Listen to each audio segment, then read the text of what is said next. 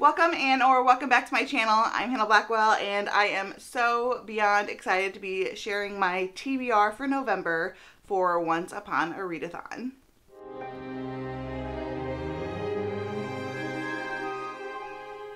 So if you did not already know, I am hosting a readathon all month long of November with 16 other co-hosts, and that readathon is called Once Upon a Readathon.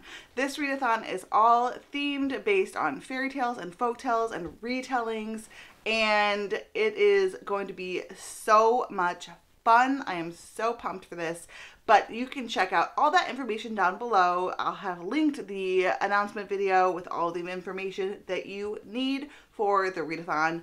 And just so you know, I am planning to try to read as many retellings as possible for this readathon, but you do not have to read retellings for the readathon. That is the theme of the readathon, but really, the prompts are so vague that you could read any genres you want. So already getting into it, I can feel everything picking up. A little bit of stress, a little bit of nerves, a little bit of anxiety, but a lot of excitement. So I have been trying to kind of like prepare myself for how busy and hectic but amazing my month is going to be in November. Because of that, I have been trying out this new product called Magic Mind, and this is a supplement that I have been taking in the form of a shot every afternoon in replacement of my coffee that I usually drink in the afternoon. I'm a busy mama. I have two little kiddos, a 3-year-old and a 1-year-old, and that makes life super hectic alone. Add in a readathon and things are about to get kind of crazy. So I am pretty excited that after 4 days of taking this supplement every afternoon, I have been able to tell a difference. I have had my afternoon energy that is so needed, but without the jittery effects that often come with drinking coffee. This is why I am so excited that Magic Mind is sponsoring this video today, because this product has really made a difference in my life already. So as I said, I've been taking this product for 4 days now in the afternoons in the form of a shot. I take it in 2 like smaller gulps as opposed to like one big one. That's just what works for me. And it has, like I said, made a difference because it really works. And the reason it works is because it contains nootropics and L-theanins, as well as adaptogens like ashwagandha, which I've already taken in the past and really enjoyed.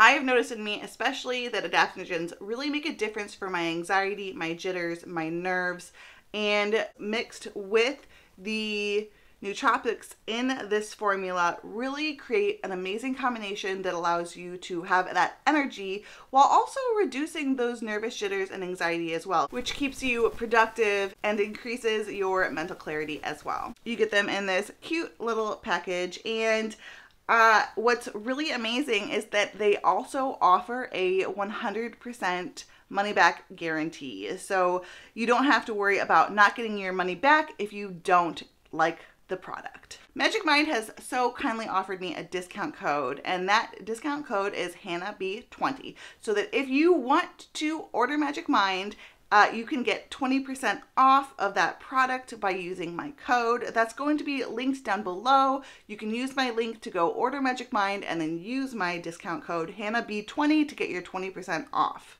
And once again, thank you so much, Magic Mind, for sponsoring this video. So before we get started, I have another exciting announcement, and that is that while I will not be playing Once Upon a TBR game this month, I know that's kind of a bummer, but the exciting news is that in my stead, Abby Salter has decided to play Once Upon a TBR game, and so you can go check out Abby's video when you are done with this video here to go watch how she does, because I rolled for Abby this month on my board, and she got those rolls and fulfilled those prompts, and I definitely recommend that you go check that one out because that's going to be a good video, and I just thought that was so flipping cool. So The reason that I am not completing Once Upon a TBR game is because I'm going to be trying to complete every single prompt in my readathon, in Once Upon a Readathon. So there are 15 prompts. That's a lot, and I just didn't want to add any extra obstacles to completing that. So I'm going to be giving you my TBR today. It's going to have 15 books on it. Some of those books will complete hard mode. Some I'm not sure if they will or not. I'm going to be trying to complete hard mode, but we'll see what happens. But yeah, when you are done with this video, make sure to go check out Abby Salter's video because she's playing my game and I just thought that was the coolest flippin' thing. So anyway, if you have not already subscribed to my channel, make sure that you do so you can be following all of the awesome Once Upon a Readathon content. Make sure that you press the notification button so that you can be notified every time I post new videos. For the first step of Once Upon a Readathon, we have researched the history of the apple tree, and for the first prompt in that step, I have to read a book featuring royalty, and for that I'm going to be reading The Girl in the Tower by Catherine Arden. This is the second book in the Bear and the Nightingale trilogy, the Winter Night trilogy. I have read the first book twice. I soft DNF'd this book because of situations out of my control. I was not able to finish this book, but it wasn't the book's fault. It was situational. And so I am looking forward to picking this back up and finishing it. This book does feature royalty because Vassia in herself is actually technically a royalty, like a, I don't know what they call it, kind of like a princess a few times removed. I don't know. But her mother, I think, was the prince's sister. Anyway, this book features royalty for sure. And this book is filled with retellings. The first one, The Bear and the Nightingale, was filled with retellings. And that one, I can just give you a summary of that because I can't really tell you much about this one because that would be spoilery. So the first book in the series, The Bear and the Nightingale, follows Vassia, and she is a little girl when the book starts, and she sees spirits in the Russian wilderness. They live on the edge of these woods in Russia in the, I think this is like the medieval times, like maybe 1300s or 1500s. I'm not sure. Way back when. And this is a super atmospheric read where you really feel the cold. It is slow moving, it's atmospheric, character driven, and you have Vassia here who sees these spirits, and you see this basic like conflict between religion, like Russian Orthodox Catholicism, and the classic folklore of the area. And so Vassia, her mother passes away and her dad's raising her, and her dad remarries this woman who I think is was maybe her mother's cousin. I'm not sure, but they're somehow were related. And this woman is very religious. She is a staunch Orthodox Catholic. She is very religious, and she has strong feelings and beliefs about that religion, but she also does see these spirits that are, you know, not supposed to exist, and she thinks they're like the demons, you know, that she thinks they're demons. And so this is just about the conflict between Vassia and her stepmother, and basically the story goes from there. It is not a very plot-heavy book, but it's one of my favorite books of all time. I've read it twice, and I'm looking forward to continuing on in this series. The next prompt in our first step is to read a retelling, and so I'm going to be reading Winter of the Witch. This may be a stretch because I don't know if Winter of the Witch strictly is a retelling, but the first book in the series is, and actually includes multiple retellings, and I think Vassia herself is technically from a retelling. I'm not positive on that one.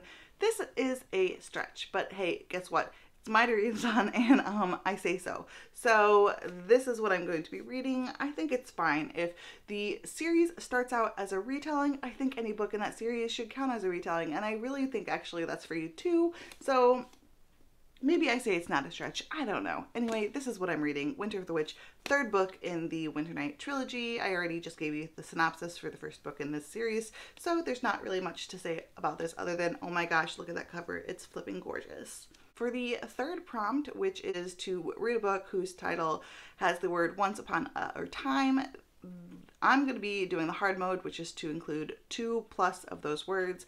I'm going to be reading Once Upon a Dream by Sierra Simone. This is a bind-up of 3 novellas that are all smutty retellings. Technically, This bind up of 3 smutty fairy tale retellings would get you all 350 points for this. So keep that in mind if you are a lover of romance. You can read Sierra Simone's Bind Up 2, and that's it. You will have completed all of the prompts for this section. For the next step, find a map to the apple tree. The first prompt is to read a book with a map. And for that, I'm going to be reading The Wolf and the Woodsman. There is a small little map here starting out in the beginning of the book, as you can see. And this is a, this is a folklore retelling. And I think it's actually Jewish folklore, but I'm not positive. It's inspired by Hungarian history and Jewish mythology. Okay, yeah. Follows a young pagan woman with hidden powers and a one-eyed captain of the woodsmen as they form an unlikely alliance to thwart a tyrant. So that is what this book is about, and I've heard that if you like The Bear and the Nightingale, you are or Uprooted or the Book of Gothel, then you will like this book, and I loved all 3 of those, so I think I'll like this one. I hope so. But yeah, The Wolf and the Woodsman by Ava Reed. This is what I'll be reading for a book with a map. Okay, so I have a few different options for the next prompt, which is a recently acquired book. And just like all of these prompts, and if you've followed me before, you know, I'm more worried about completing the prompts and not the books I tell you I'm going to read for those prompts. So any of these really are switch-outable, but my most likely read for this prompt is going to be A Dowry of Blood by S.T. Gibson. This is a Dracula retelling fantasy romance or horror fantasy romance of some kind about Dracula's brides. It's gothic, it's atmospheric, and I hear it's a wonderful read, and it's a retelling as well, and I did just acquire this. I just bought this recently, and it has a sticker on it, and I hate those stickers. Oh, hey, it came off. That one came off easy. Cool. Another possibility is my recent book of the month pick, Thistlefoot, and this is by Jenna Rose Nethercott. I hope I'm pronouncing that correctly, but this is a Baba Yaga House with Chicken Legs type of retelling, but it's an adult book. And so yeah, this is a Russian folklore retelling, and I don't know much else other than that, but it's definitely another possibility. A very likely read for me for the color prompt, red, yellow, orange, or brown on the cover, hard mode 2 plus of those colors, would be Daughter of the Forest by Juliet Marley. This has red and brown on the cover. I mean, it's like a beigeish brown, but it's brown. And so this is a retelling of... This is a retelling, but I can't remember the name of the story that it's retelling, but it's the one where her brothers are all cursed by this witch. It's some kind of retelling. I know it's a retelling. Anyway, but this is about Sorsha, whose brothers have been cursed by this sorceress, and she needs to break that curse. And it's like a fantasy/fantasy romance, folklore-esque, historical fantasy with like folk magic in it, and I think I'm gonna love this one. It's been on my TBR and most anticipated like 5-star prediction TBR for a good long while, and I really need to get to it, and I'm hoping this is the month. The next I have a book with a romance, and that's Lore Olympus by Rachel Smith. I have not read this yet, but everyone else and their mother has apparently, and I really want to get to it. And it is a Hades and Persephone retelling. Y'all, I have DNF'd every Hades and Persephone retelling I have read, so please, please pray for me, because I hope this one works. I hope it does. But this is a graphic novel, and I thought that might be like nice to break up my large TBR with a graphic novel, and the artwork in this is really, really pretty. So I hear this is like super lots of like pining and just kind of drama, and yeah, I'm here for it. I hope I really like it. Obviously, romance is something I read a lot of, so a book with a romance, easily this could get switched out for basically like half of my Goodreads TBR. Okay, so the next book is, this is ridiculous. Okay, so the next book on my TBR is For the Wolf by Hannah Witten. As you can see, this is not For the Wolf, this is For the Throne. I bought the wrong one, but it will be For the Wolf. I need to get that still. But this is a Beauty and the Beast retelling and possibly like a Red Riding Hood retelling. I'm not positive on that one, but I do know it's a retelling and that it is supposed to be a very, very atmospheric and awesome, and I don't know much else other than that, other than a lot of people who like retellings have recommended it to me. And I know that there's like an enchanted or haunted forest, and there's two princesses, and one is for the wolf and one is for the throne. And the first book follows one sister and the second follows the other, and so I'm looking forward to reading the correct one for the wolf. That's the one I'm going to be reading. For a new to you author, I'm going to be reading Daughter of the Moon Goddess by Sulin Tan. If I read this before November 15th, it counts as debut author for hard mode. If I don't, then it doesn't, because because her next book does come out in mid-November. I have to look at the exact date. I think it's November 15th, but I could be wrong. But basically, if I can read this before the second book in the series comes out, then it will count for hard mode. Otherwise, it's just going to be for a new to me author, which is just fine. This is a book that's inspired by the legend of Chang, the moon goddess, which is from Chinese mythology. And so this is a retelling of that. For a book with magic, I'm planning on reading Spinning Silver by Naomi Novik. This is also Femmes Afictionados book club pick for October, November. And we will be hosting the live show for this on Kay's Hidden Shelf, her channel on... We don't have the date yet, actually. No, we don't have the date yet, but it's going to be in early December. But this is our book club pick for Femmes Afictionados, and I will be reading this for the A Book with Magic prompt. I'm excited. I've already read Uprooted, which is kind of like its companion novel. This is a Rumpelstiltskin retelling that I've heard is gorgeous, and it's steeped in Slavic folklore. Okay, for a book with a historical setting, I am not 100% sure what I'm going to be reading for this, but a big contender would be my first Joanna Lindsey book that I've ever read. Like, I've never read anything by her before, but I really want to, and that's Hearts of Flame. The cover is flippin' gorgeous, but this is a historical romance that I've wanted to read for a really long time. This is about a Viking and a powerful Saxon lord and a Viking beauty. And so it's a historical romance that looks flipping amazing, and the cover is gorgeous. So yeah, I think I might read this one. There's actually a lot of historical romance options. I'm in a historical romance mood, so we'll see what happens. For a book over 300, hard mode 450 pages, I am planning on reading, let me just make sure. Okay, with the epilogue, we are over 450 pages for Grace Draven's Entreat Me. And this is a Beauty and the Beast retelling, and I have tried Grace Draven one time before. It didn't turn out great. I soft DNF'd, kind of turned into a hard DNF, Phoenix Unbound. But I've heard that this is one of her best books, and yeah, I've heard some wonderful things about it, and I love Beauty and the Beast retellings. So, and I also know a little bit more about what I'm getting into with Grace Draven. It's going to be a little bit more of a slow burn, darker romance, darker fantasy romance. So I'm definitely ready for that, and I'm excited to try her out again. Okay, for a book with a conflict, that can really literally be anything on my TBR, but I'm currently thinking it would be really good to have a thriller on this TBR. So I'm thinking about reading The Last to Vanish by Megan Miranda. This was on my October TBR, but I just wasn't able to get to it.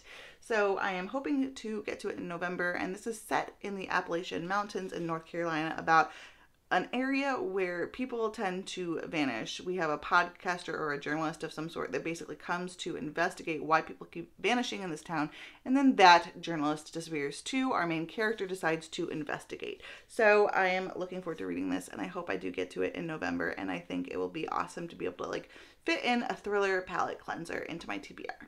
Next, we have a poll pick but I haven't done the poll yet. So that one is TBD. I forgot that one. Moving on. Finally, we have a unlikable, morally gray character, with hard mode being the main character is the villain. I'm picking The Beast by Katie Robert. This is the 4th book in her Wicked Villains series, and I cannot wait to read it because a lot of people say The Beast is their favorite book in this series. This is a retelling, again, of Beauty and the Beast, one of my favorites, but I think this is going to be like a triangle with the Beast, Gaston, and Belle, and I think that's going to be a lot of fun, and I cannot wait to get to this. I love the Wicked Villain series. Basically, Katie Robert just has these like contemporary, kind of like almost mafia type retellings where we have the villain getting their happily ever after with the heroine of whichever Disney retelling it's retelling. So the first one, Desperate Measures, that was like Jasmine and Jafar. Then they did Hades, Hercules, and Megana. Then there was Tink and Hook. And then this one is The Beast, Gaston, and Belle. And I cannot wait to read it. I think it's going to be a really good, spicy time. So that is all 15 of the books on my TBR. Like I said, this could change. We'll see what happens. But these are the books I'm trying to read. I want to read as many retellings as possible because that is the mood I'm in. That is what the readathon is all about. No, you don't have to, but yes, I do want to. So that is my plan so far. I really hope you liked this video. Please don't forget to go check out Abby Salter's video after you are done with this one so you can watch her play Once Upon a TBR game, seeing as I did not play that. Also, no, I am not going to pick up this giant stack of books. I am not strong enough. But I also do want to remind you that you do have a 20% off discount code down in the description so that you can pick up your very own package of Magic Mind. Try that out.